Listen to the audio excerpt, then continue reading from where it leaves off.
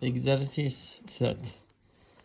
L'hydrogénation catalytique de l'acide oluique conduit à la formation de l'acide stéarique. Donc, on a le produit A plus H2, donc plus le produit B qui donne le produit C. A plus B qui donne C. On admettra qu'à une température donnée, la vitesse de la réaction ne dépend que de la concentration en acide oluique. Donc la vitesse de la réaction ne dépend pas de H2, ne dépend pas de B. V de T dépend que de A. Donc V de T est égal à K fois la concentration de B à la puissance de alpha fois la concentration de A à la puissance de bêta. Et comme la vitesse dépend que de A, on considère B comme B fois K, B comme constante. Donc on obtient la vitesse de la réaction qui est égale à K apparente fois la concentration de A à la puissance de bêta est égal à moins D de A sur dt, c'est la vitesse de la réaction. On se propose de faire ne dépend que de la concentration en acide oluique et de la pression de l'hydrogène.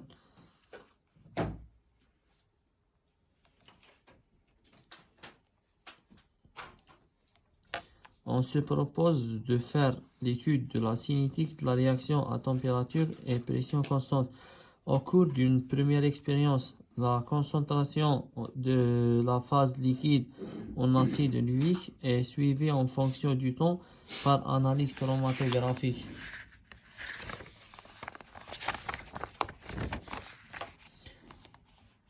On a la fraction molaire d'acide oléique que j'ai noté A.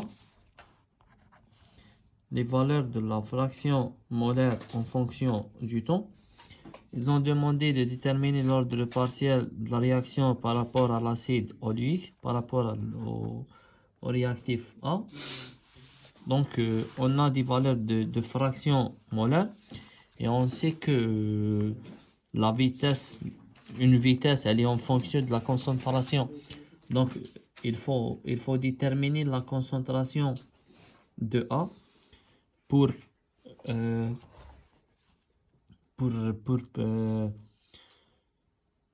déterminer la valeur de l'ordre partiel. Donc, la première question, on va déterminer l'ordre partiel. L'ordre partiel par rapport à A, donc bêta. On a des valeurs de fraction molaire, donc X en fonction de T est égal à N A sur N total, nombre de moles du composé A sur le nombre de moles total, avec X de T est égal à NA sur N total, nombre de moles est égal à la concentration fois le volume, donc la concentration de A fois le volume de A sur le nombre de moles total. Donc la concentration de A est égale à X de T fois nombre de moles total sur le volume de A. Donc la vitesse de la réaction V de T est égal à K apparente fois la concentration de A à la puissance de bêta. Donc c'est X de T fois N total sur le volume de A à la puissance de bêta est égal à moins la dérivée par rapport à T de X de T fois N total sur V de A. on va dériver ce rapport. Donc, le nombre de moles total est une valeur constante. Le volume de A est constant. Donc, on peut écrire un total sur le volume de A fois D sur dt de x de t fois moins est égal à k apparente fois x de t fois à la puissance de bêta fois un total sur le volume de A à la puissance de bêta. Maintenant, on a une expression de vitesse ou bien une égalité en fonction des données. Écrit une équation en fonction des fractions molaires. On va supposer que l'ordre est égal à 0, puis l'ordre est égal à 1, puis l'ordre est égal à 2.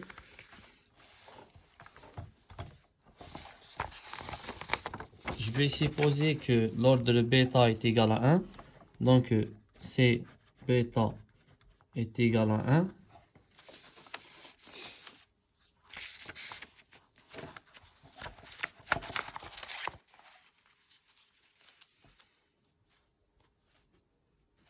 Qu'est-ce qu'on a ici?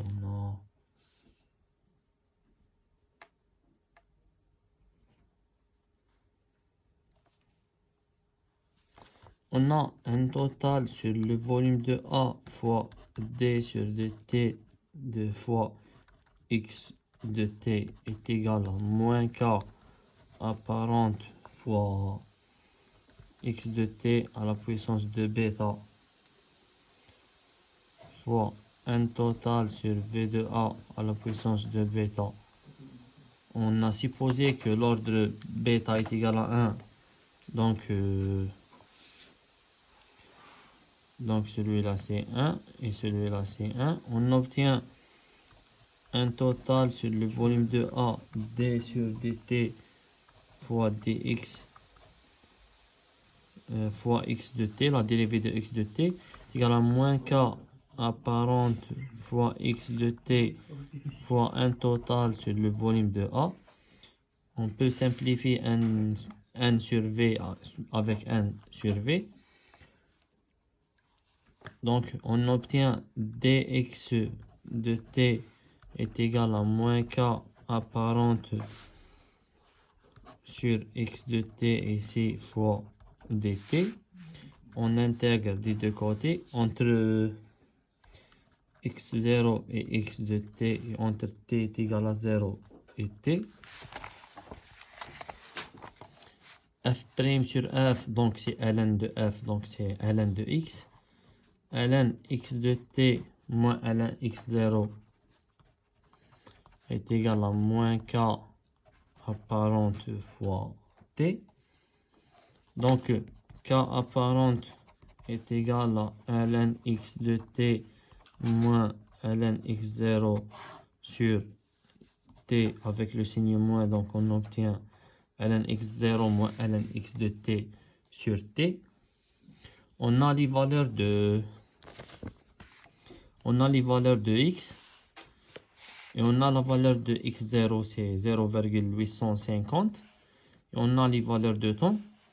On fait le calcul de k apparente avec toutes les valeurs données à chaque instant.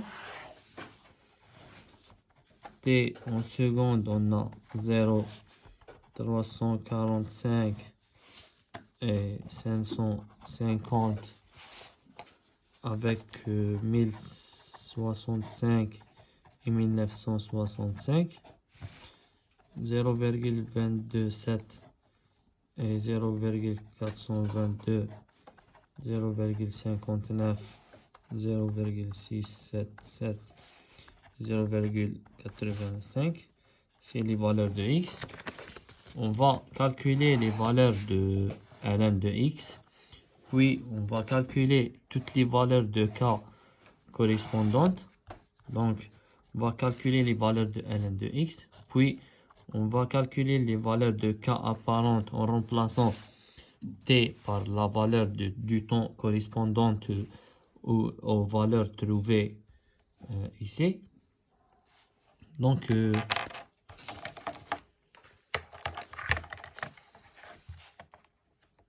0,85 est égal à moins 0,163. ln 0,677, on obtient moins 0,39. ln 0,59,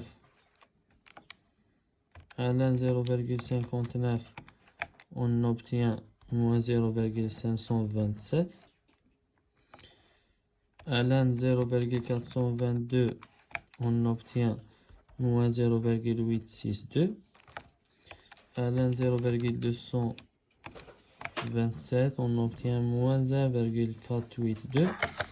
Maintenant, on va calculer les valeurs de K apparentes en remplaçant ln x de t par la valeur correspondante à l'instant, à chaque instant, avec ln x0, c'est la valeur à t est égal à 0, donc ln x0, c'est moins 0,163. Donc, ln x0 moins ln x0, c'est 0. Donc, 0 sur 0, c'est une indétermination. Donc, on ne va pas déterminer la valeur de K à l'instant t0. Pour l'instant à t est égal à 345, on obtient ln x0, donc moins 0,163, moins, donc c'est plus 0,390 sur 345, on obtient 6,57, donc 6,6 fois 10 à la puissance moins 4. Pour l'instant, à t est égal à 550, on a ln x0, c'est moins 0,163 moins, donc c'est plus 0,527. On obtient 6,6 fois 10 à la puissance moins 4. Fois 10 à la puissance moins 4. Et pour la valeur de t est égale à 1065,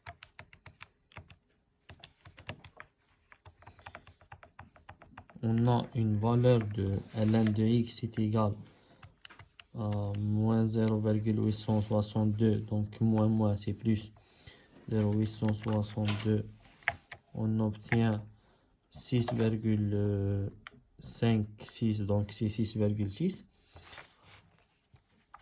presque 6,6 fois 10.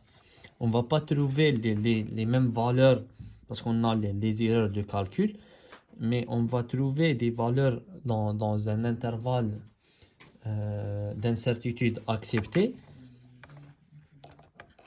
La dernière valeur, c'est ln x0, donc c'est moins 0,163 moins, donc c'est plus 1,482 sur 1965. On obtient toujours, on est à cet intervalle, 6,7 fois 10 à la puissance moins 4. Donc, on constate que les valeurs de K apparentes sont des valeurs constantes. On a une K apparente, une valeur moyenne qui est égale à 6,6 fois 10 à la puissance moins 4 en seconde de moins 1, parce qu'on a l'unité de K apparente dans l'ordre 1, c'est les secondes de moins 1. ln sans unité sur t, donc c'est minute ou bien seconde de moins 1. On a ici le temps par seconde, donc 6 secondes moins 1. Les valeurs de K sont des valeurs constantes, donc on a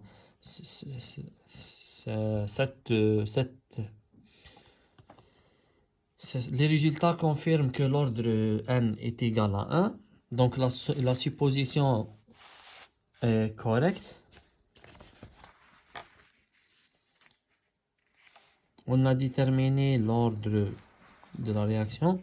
Maintenant, ils ont demandé de calculer le temps de demi-réaction défini par rapport à l'acide oléique, toujours dans les conditions de l'expérience.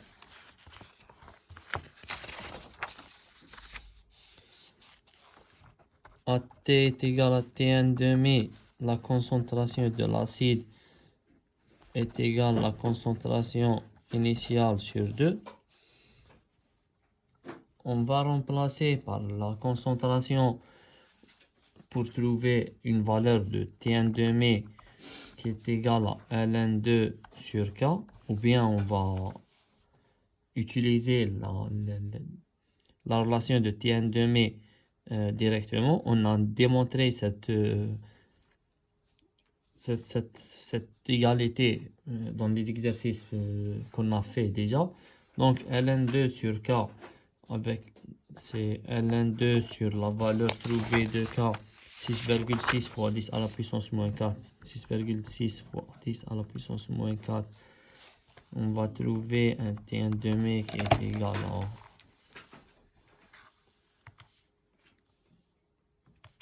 ln2 sur 6,6 fois 10 à la puissance de moins 4 est égal à 1050,2 secondes. 1050,2 secondes. La deuxième partie, on répète l'expérience précédente